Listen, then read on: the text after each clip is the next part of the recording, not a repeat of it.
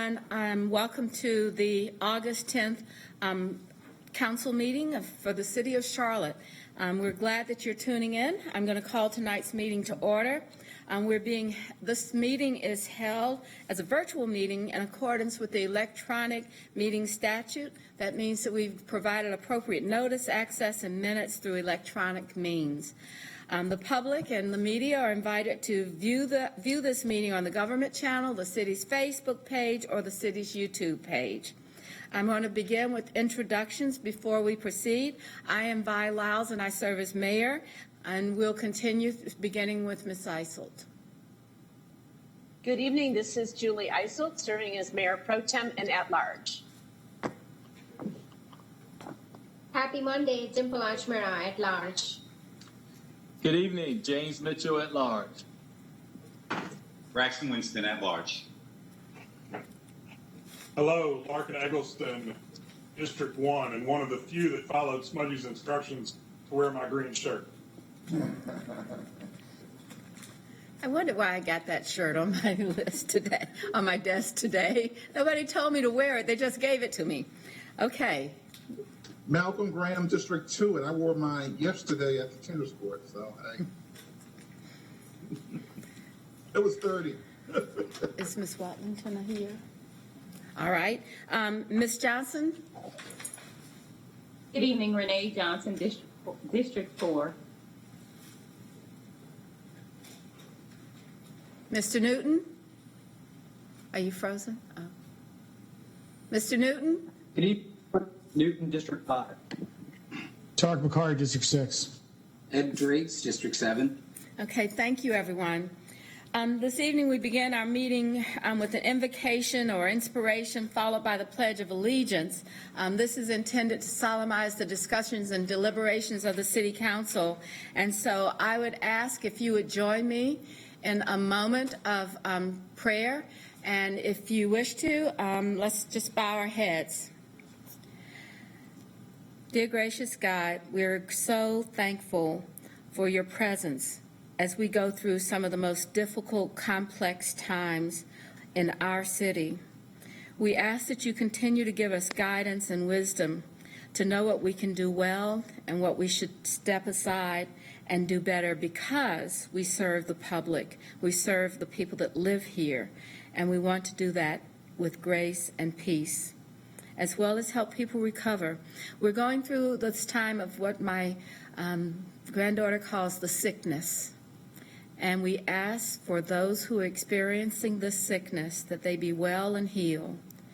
If it's physical, if it's the mental stress, we ask that you relieve us all of that kind of thinking that we can't come through this together. And finally, for those that have been suffering economically in this COVID environment, we ask that you give us all patience and peace and give us a way and a path to move forward. May our deliberations be in God's grace. Amen. All right. Councilmember Johnson will lead us in the Pledge of Allegiance. We don't have a flag, but we'll stand up. Pledge allegiance to the flag of the United States of America and to the republic for which it stands, one nation, under God, indivisible, with liberty and justice for all. Thank you very much. Before we begin our formal agenda, I'd like to present a proclamation by the City of Charlotte.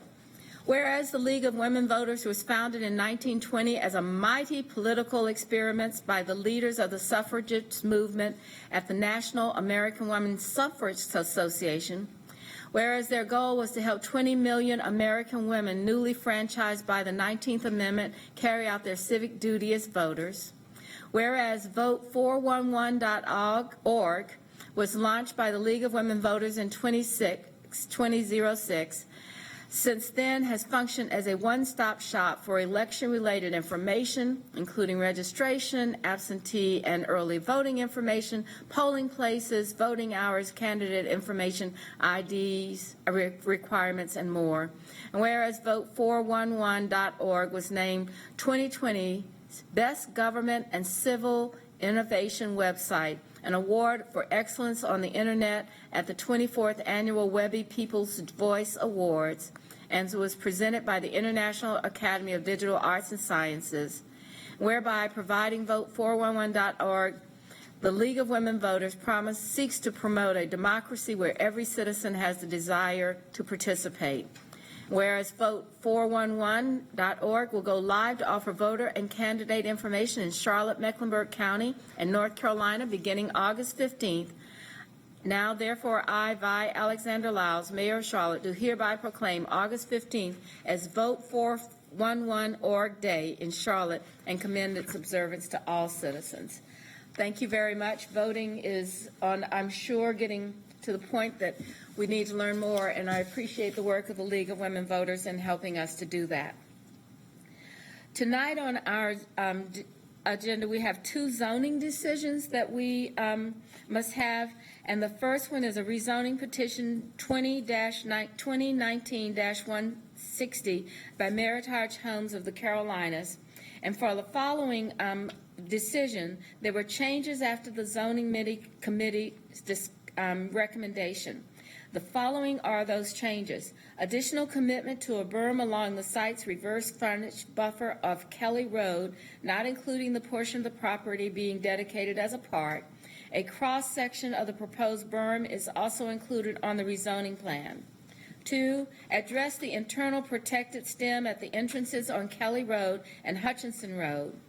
3, provided road cross-section diagrams to provide better clarity on the proposed road types for the project. The staff believes that these changes are minor and do not warrant additional review by the zoning committee. And I would like to go through the voting on, I would like to have a motion first, and then a motion not to send it back. Is that correct? So moved. We have a motion and a second. Second. All right, I'll start with Mayor Pro Tem Isolt. All right, so, okay, Ms. Ajmira, Yes. Mr. Bakari, Mr. Driggs, Yes. Mr. Eggleston, Yes. Mr. Graham, Yes. Ms. Johnson, Yes. Mr. Mitchell. Yes. Does anyone object to the motion? Hearing no objection, the motion passes unanimously. So now do I have a motion on to approve and accept the zoning committee statement of consistency as our own? And so do I have a motion to adopt this petition as well as the statement of consistency? So moved. Do I have a second? Second. Second by Ms. Johnson, Mr. Mitchell, and Ms. Johnson. All right, we'll start. Mr. Winston? Yes. Mr. Newton? Yes. Mr. Mitchell? Yes. Ms. Johnson? Yes. Mr. Graham? Yes. Mr. Eggleston? Yes. All right, is there anyone who objects to this adoption of the zoning petition? Hearing no objections, then it's a unanimous vote to adopt and approve the petition. The next item that we have for a decision is rezoning petition 2020-110 by the City of Charlotte in our general services function area. There have been no changes to this since the zoning committee. Is there a motion to adopt the zoning committee's statement of moved. consistency and approve the petition? So moved. All right, Mr. Driggs and Mr. Graham, second. So let's start. Mr. Driggs, Yes. Mr. Bakari, Ms. Ajmira. I'm sorry. Yes. Okay, there's a lag. Okay, so far I have approvals of Mr. Driggs, Mr. Bakari, and Ms. Ajmira. Is Ms. Isolt now on the call? Okay, then we'll go to Mr. Eggleston, Yes. Mr. Graham, Yes. Ms. Johnson, Yes. Mr. Mitchell, vote. Mr. Newton? Yes. So is there anyone that opposes this petition and the statement of consistency? Hearing none, no one in opposition, this zoning decision is unanimous. Madam Mayor, Yes, Mr. just a random thing that'll, I think, help us on these votes. It doesn't necessarily matter where you start on the vote, but if we go in the order of districts, there's a lag when we unmute ourselves. So if we can anticipate when we're going to be called on because we're going in order, then we can be ready to unmute those when needed. Okay, I'll call everyone in the order of their districts from now on. And usually what I do is get to 6, and after 6, then what happens is that I ask for unanimity on the vote, and then we go from there. So we'll go ahead and go in the order of either the districts and at large, as we've been doing for the last several months. So with that, we have our public forum. It doesn't start until 5 o'clock, so we're going to move to our consent agenda items. And on our consent items, does everyone have the document that the staff sent out about the questions on consent items? Does everyone have that? All right, so I'm going to ask, are there any consent items that someone would like to have for comment? Are there any consent items for a separate vote? Yes, for comment, number 33. All right, thank you. All right, any for a separate vote? All right, the staff has settled item number 39, and the staff has withdrawn item number 54. So with this, I'd like to have a motion for adoption of the consent items 22 through 55, with the exception of 39 and 54. Do I have a motion? So moved. We have and a second. We have a motion and a second. And I'd like to recognize Ms. Asmira on item number 33, which is the airport electric buses acquisition. Ms. Asmira? Thank you, Madam Mayor. I just want to applaud the leadership of our airport staff. They are creating a model for other departments to follow by taking steps to address our CF goals. And this will replace 5 diesel shuttle buses. And it's a great way to showcase our sustainability initiatives for visitors that are coming in to visit our city or even our residents. So certainly I'm very pleased to see the leadership by Brent Cable and his team. Thank you. Thank you very much. Are there any other comments? Hearing Yes, no ma'am. other comments, I'm Ma'am. sorry. Yes, Mr. Eggleston? Just a quick comment on 24, if I can, actually 23 and 24. But I think these are both great examples of continuing to invest in pedestrian and cyclist safety initiatives. In 23, we're investing almost $1.2 million, a lot of drainage and stormwater infrastructure, but also improving wheelchair ramps and resurfacing and curbs and things like that. And then Parkwood Road, just down the street from Howie Acres, between Villa Heights, Belmont, no applause with that area, increasing our bicycle facilities to connect to the already existing bicycle lanes there. So just want people to know, I know that's a high priority in all parts of the city, that we improve our ped bike experience, and want to not skip over those too quickly without calling attention to the investments we're continuing to make on those fronts. Thank you very much. Any further comment? Hearing no further comment, we have a motion and a second, and so we will now do the roll call. Mr. Eggleston? Yes. Mr. Graham? Yes. Ms. Johnson? Yes. Mr. Newton? Yes. Mr. Bakari? Yes. Mr. Driggs? Yes. Is there anyone that objects to the motion? Hearing no objection, the motion passes unanimously. So now, because we still must have approximately 30 minutes before we begin the advertised portion of our meeting, we're going to go to the city manager's report. So we'll come back for our public forum as well as our public hearings. And so we'll start with something very appropriate after the hearing the motion for the airport to acquire electric buses. Mr. Jones. Thank you, Mayor and members of Council. So tonight we have a packed agenda, and it goes back to 2 weeks ago. And what we're trying to do is make sure that we get this timely information in front of you. So we do have on the agenda tonight, and as the mayor said, we'll go as close to 5 o'clock as we can, and then go back to the public forum, and then we'll come back to item number 10. So we do have from last week the CAP and American Cities Climate Challenge updates, and it's interesting the space that we're in right now, you know, a combination of 2018 and as the Council member Ashmura talked about the airport buses, we will talk a little bit about additional buses in terms of electric buses and the CAT system.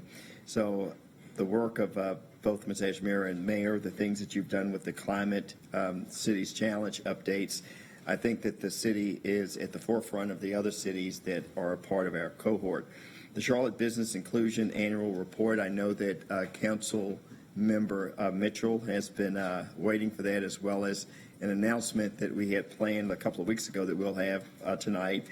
Transportation transit updates, we will have the combination of Ty and John and Liz to give us updates. If we go back to January, we had talked a great deal about mobility, accessibility, and connectivity, and this is getting us back on track, pun intended, in terms of what we're doing around mobility. And then there's been the question about an update for the RNC. It's great to have a health director here with us tonight, Gibby Harris, as well as we have the individual who's working with the health protocols that are related to the RNC, as well as our chief, who will give us an update, this being the last meeting prior to the business meeting for the RNC. We also have a legislative update. As you will recall, Council members Bakari and Council member Winston have talked about a new way of engaging in terms of with the federal government, the state government, as well as our regional entities.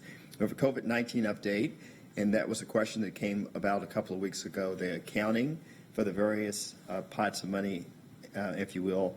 And then there's been a lot of activity in the different community recovery task forces, as well as the committee report outs. Mayor, you provided the last time we were together information or referrals that relate to not just the committee work, but work that's also related to what's happening with Council Member Eggleston's Safe Communities meeting. So having that discussion today would also be important. And that's what we have, Mayor, in terms of what's under the policy. So unless there are any questions, I believe that Jason may have queued up a video that's related to the CAP and the American Cities Climate Challenge updates, but we also have staff that are standing by to answer any questions. All right. Okay, all right. Then let's let it roll.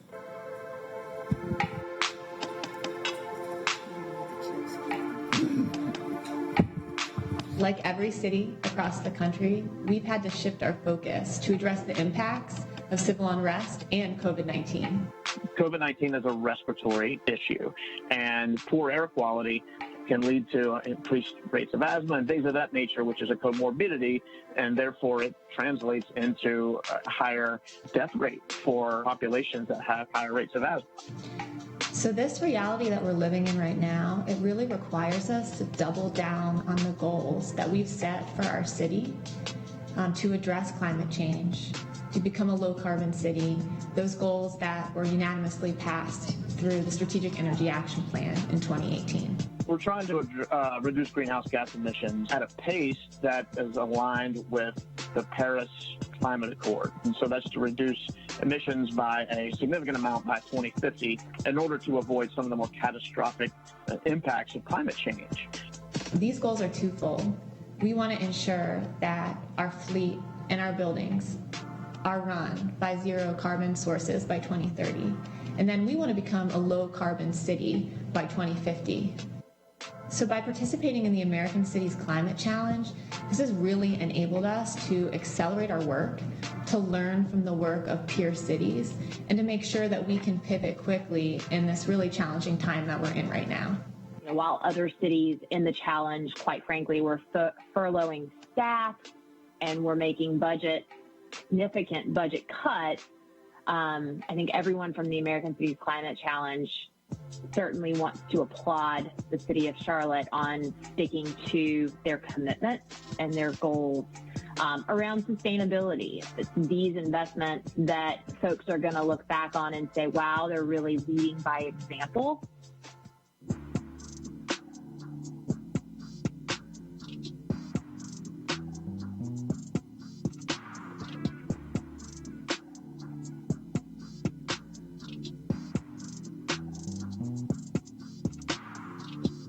This year in June, the city manager signed our sustainable and resilient fleet policy. And this policy ensures that when we replace vehicles, we're replacing them with the vehicle where technology is available that has the lowest emissions. So combining that with our investment in 27 new electric vehicles this year, plus $1 million worth of electric vehicle charging, which will result in about 38 new stations, is really going to lay the groundwork not only to support our steps in the near term, but over the next 10 years for full fleet electrification. You may have heard that CATS won a $3.7 million grant from the FTA, and this grant will result in 6 battery electric buses, charging infrastructure, and workforce development training. CATS is so pleased to receive this low-no grant from the Federal Transit Administration. This grant will allow us to acquire 3 different sets of electric buses, test those in an urban environment, and make the best choice for transitioning our fleet to electric buses in the future.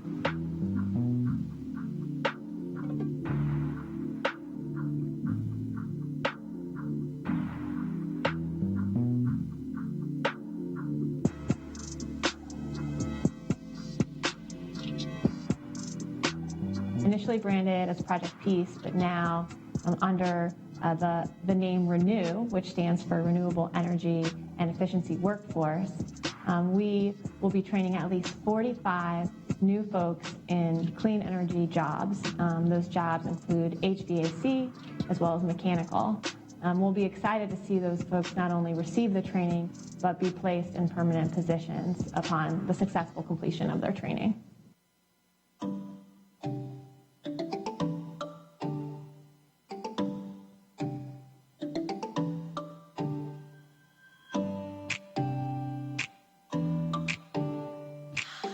Last year, you passed our large-scale off-site solar project, which is a partnership with Duke Energy called the Green Source Advantage Program. So this year, with the $2 million budget allocation and the approved budget, we're turning our focus to rooftop solar. So we're looking forward to putting rooftop solar on many of our municipal buildings as a result of this allocation. But as we start to look out towards our community and look at residential buildings in particular, one thing that is really clear is that we have residents, like in many cities, that are cost burdened, or what we call energy burden. This means they're paying a large portion of their income